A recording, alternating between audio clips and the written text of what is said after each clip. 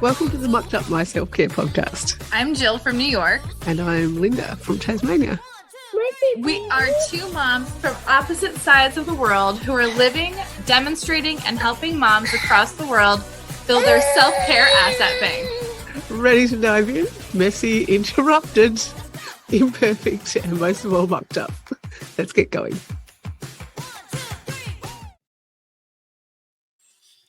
Hello. Here we are again. Yay. You've just come off the end of a Thanksgiving week. Yes. Yes. A nice little week off. Yeah, sort of. Is it ever really a time off? Just time off certain things just to do other things. Mm-hmm. Fill the gaps. Sure. But sure, I can start with some highs and lows.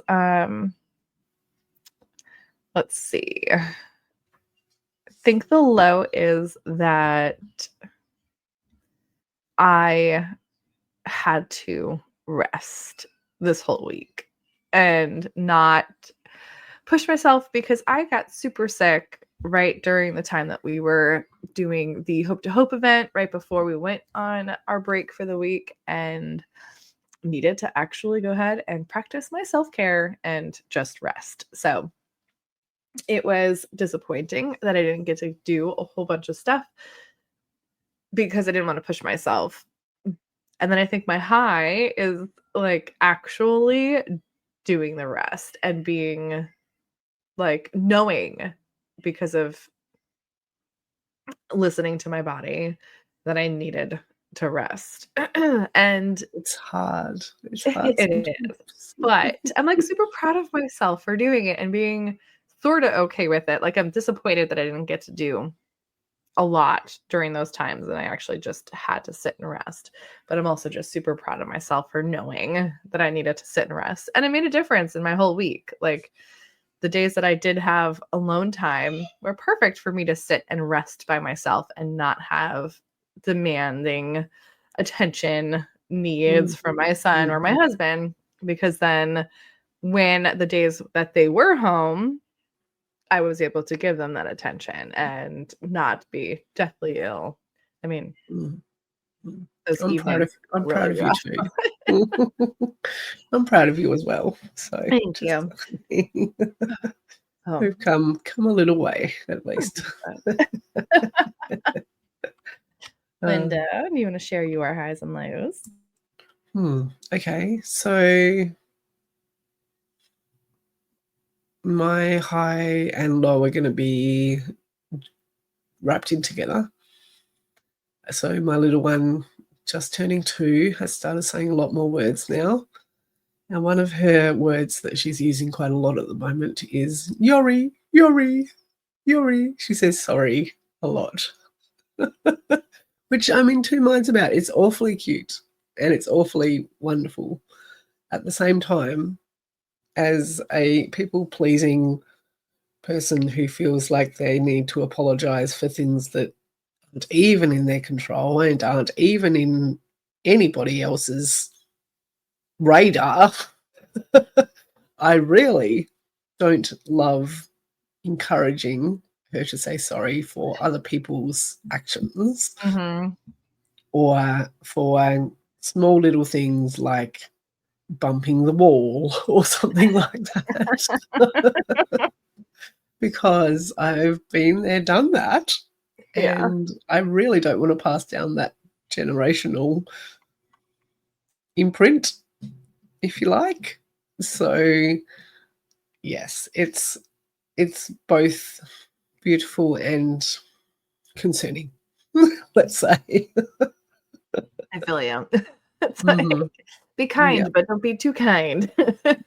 Well, yes, it's not even about kindness. It's just about that whole apologizing for, because that's often the word that we put into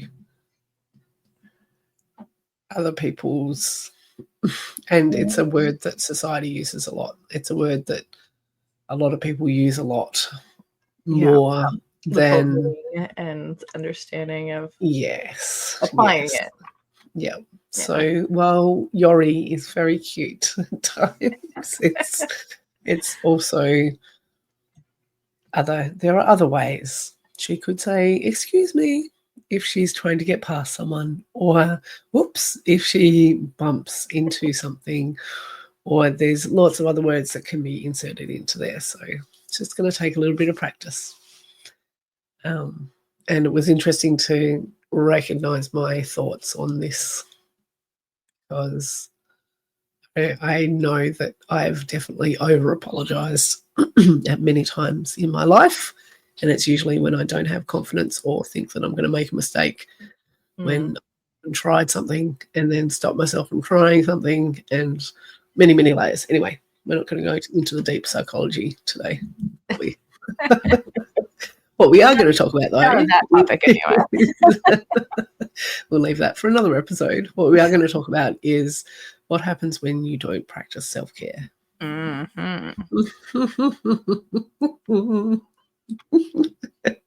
I could tell you this week would have been a lot different if I did not practice self-care. You can hear. Yep. Do you have two contrasting examples maybe in the past where you've not practiced self-care as much as you perhaps are right now, or lately, or since doing this podcast? Oh.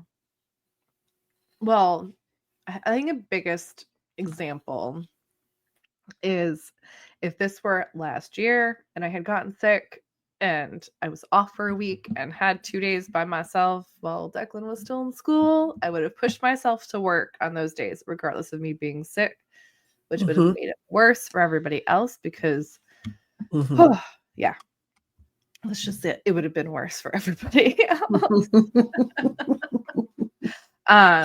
Leave it at that. Sleep deprivation, I think, is something that takes a huge toll on us, and that if we aren't taking care of ourselves to compensate for that, because right now, and I know you know what it's like, you've made some changes in your bedtime routine with the kids. I need to make some changes. I'm getting like 6 hours of sleep a night with 2 to 4 wake ups a night, like not sleeping in my own bed. So it's really creating a lot of tension around the house, because we feed off of each other. So if I'm not taking care of myself to get the sleep I need, how is anyone else going to be able to get the sleep that they need either? So then that comes through in our attitudes, it comes through in our bodies, like achy, tired, no energy, reactive. So reactive. Like I let my rage hang out this weekend because of it. Yeah, which made everyone else kind of domino effect after that. I can't pinpoint the difference between 4 years ago with the rage to this year, this weekend, and how it was handled, other than the fact that, like, I notice it and try to suck it right back in real quick, like not let it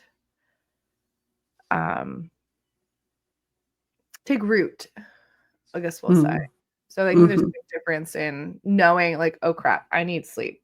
This coming out means I'm not taking care of myself the way that I need to right now. It's interesting. I just pulled up something that I saw, which actually had a Bluey meme attached to it. And my 2-year-old loves Bluey. We love more Bluey than here too. anything in the world. She has a toy Bluey and a toy Bingo, which go everywhere with her, and she holds them in her hand. She holds their hands, hands in together, and then she'll hold them in her hand. Except she can't say Bingo, so they're both just Bluey. So anyway, it had a great meme, and it basically said, can we talk about the fact that mums get overstimulated and it's often mistaken for anger? No, I'm not angry. I've heard Mum 500 times since the minute I woke up. The TV is loud. The washer is going. There's noises outside. There's laundry to fold. My house is a wreck. My bills are due. I need gas in the car. There's crumbs on everything and dishes in the sink. Yeah, it's just, it was quite well written. Just not always that angry, just really overstimulated. Oh yeah. I saw And something it was so true. So true. And yeah, for me, when I don't practice self-care, I definitely have more of that overstimulation. And I'm more likely to engage in unhealthy behaviors like scrolling or eating too much ice cream or staying up late to watch some YouTube crap or not being able to focus on work properly, or like there's so many things that happen when we are do have a low self-care tank. Yeah. Oh, for sure. Like I stop working out. I start just like when Declan gets home from school, we don't do anything fun. We're like, nope, we're just gonna sit on the couch and veg out and do nothing. You know, you can, which is fine. Like there are days when it's completely actually good to veg out on the couch. Yeah, but you know, am I popping out and saying, well, this is our self-care for today? You know, like at what point do we need to get ourselves out of that excuse of a self-care in a way?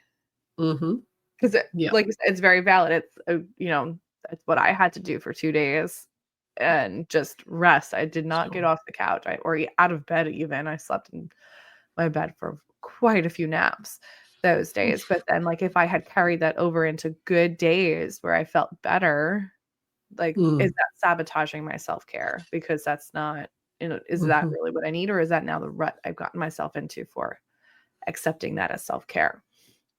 Yeah. Yeah, man.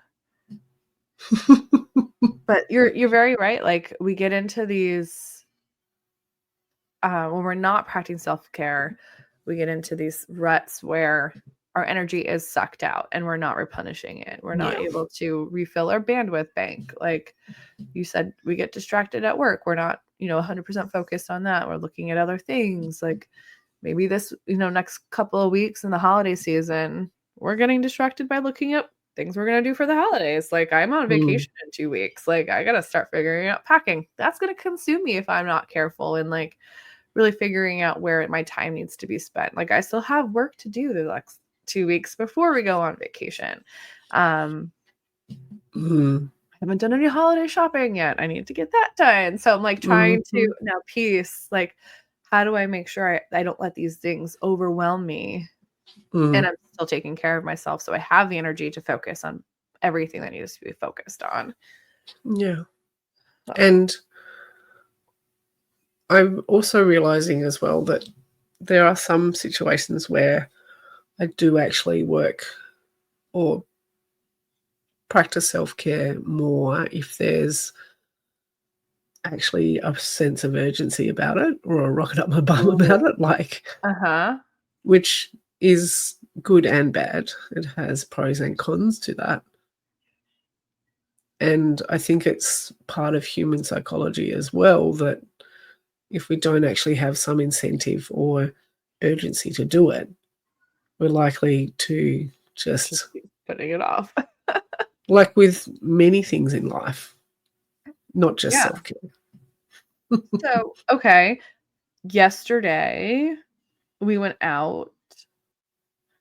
No, Saturday, we went out for the day and we came home and there was a puddle of water in front of our dishwasher and kitchen sink. I flipped out. My God, what is happening? I opened the cabinets and there is a flood in our cabinet underneath because there was some kind of a leak. Not like my faucet did not need to be replaced. Things did not need to be cleaned out. Like things just did not need to be done in that area. And all of a sudden now they needed our attention to be done.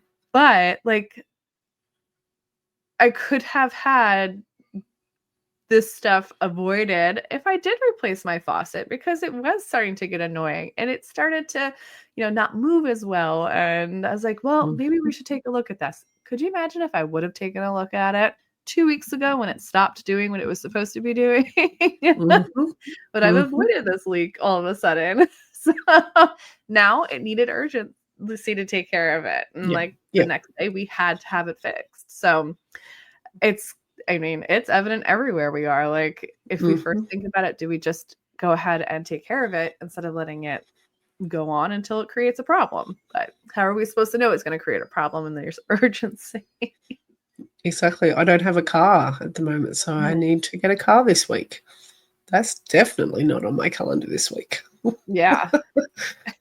And again, I didn't have a crystal ball, and we could view everything as urgent or Yeah. possibly going to create a problem later down the line.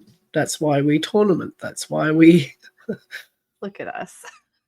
do our things. But still, I still know and realize that it's actually better for me when there is a bit of A rocket power. parameter around it. Like, Yeah. yeah, I get it. Yeah. Hmm. So what about when we're totally unmotivated to do self-care? Like, ugh, just last thing I want to do, I just want to veg out and scroll, or I just want to go to bed, or I just want to get busy I and be think busy all day. I think our bodies give us reminders when we feel that way.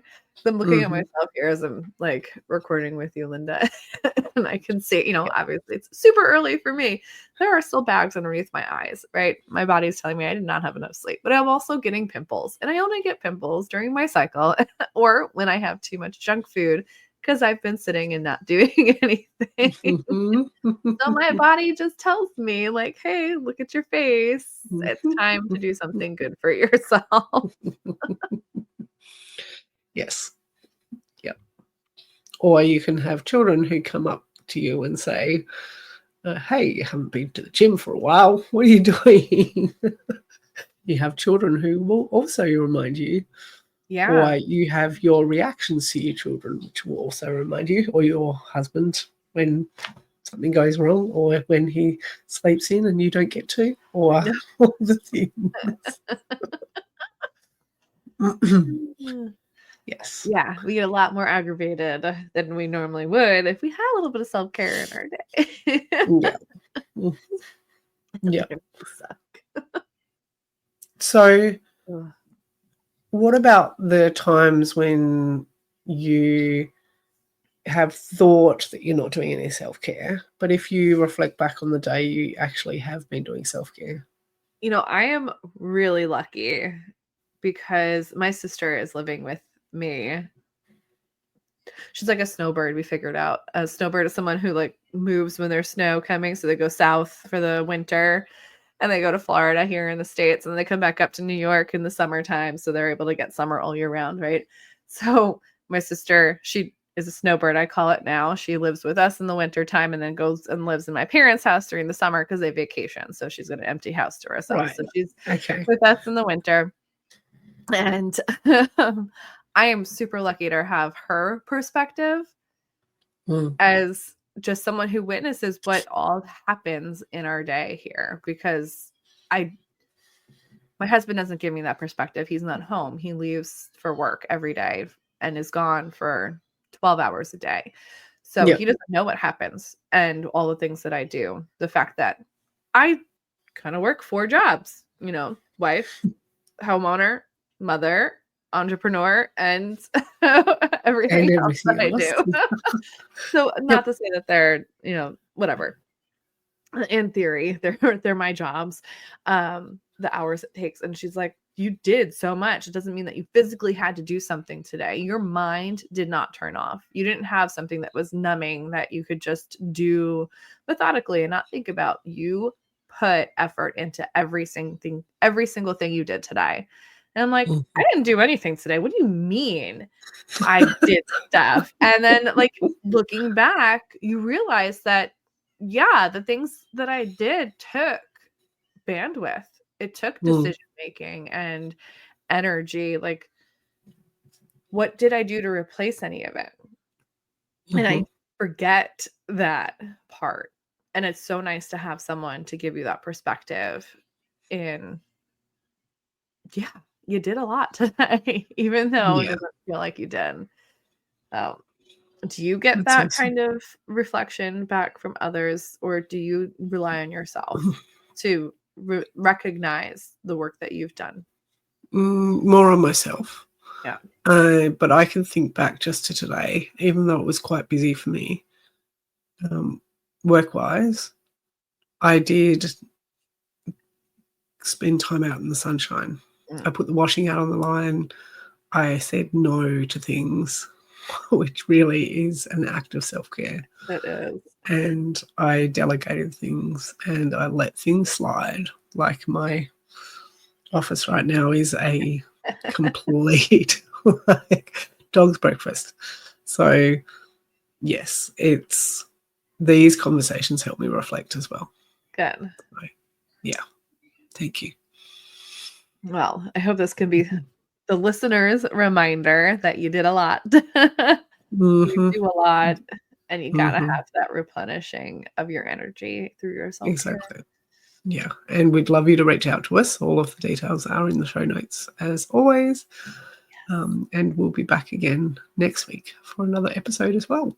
Yes. So So until then, we hope you can unstuck your muck.